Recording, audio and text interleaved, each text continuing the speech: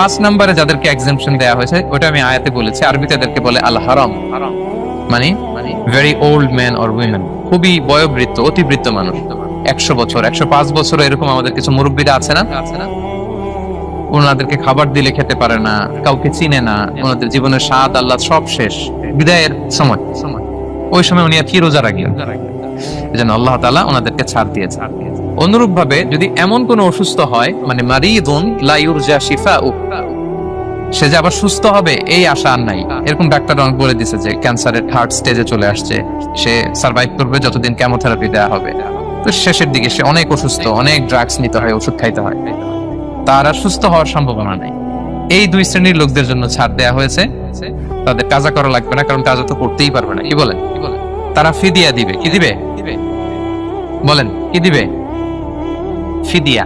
ফিদিয়া হচ্ছে প্রত্যেকটা রোজার জন্য একজন মিসকিনকে 2 বেলা করে খাওয়ানো। আই রিপিট, একটা রোজার জন্য একজন মিসকিনকে 2 মিলস, বাস হয়ে গেল। 30টা যদি উনি রাখতে পারে নাই, আপনি একজন মিসকিনকে 30 বেলা 2 মিল খাওয়াতে পারেন, অথবা 30 জনকে 2 বেলা খাওয়াতে পারেন, অথবা 60 জনকে 1 বেলা খাওয়াই দিতে পারেন, অথবা এই পরিমাণ টাকা দিয়ে দিতে পারেন।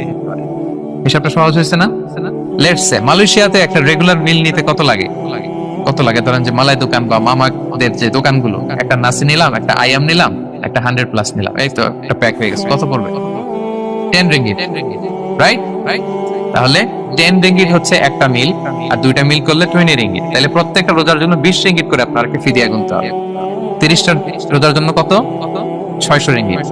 তাহলে ফিদিয়া ব্যাপারটা ক্লিয়ার হয়েছে সবার কাছে? আমাদের এরকম মুরব্বী যদি থাকে যারা রোজা রাখতে পারছেন না, তাদের জন্য আমরা এইভাবে ফিদিয়া আদায় করি। গেল। ইমাম মালিক আলাইহি রাহমা, মালিকি মাযহাবের ইমাম, উনি ওনার শেষ জীবনে খুব অসুস্থ ছিলেন। উনি ওনার শেষ জীবনের রমাদানে রোজা রাখতে পারেন নাই, এত বয়স হয়ে গেছিল, রোজা রাখতে পারেননি। তো উনি 30 জন মিসকিনকে এনে গোশত আর রুটি খাওয়াই দিছি একসাথে, ফিদিয়া আদায় হয়ে গেছে। তো এরা ছাড় পান।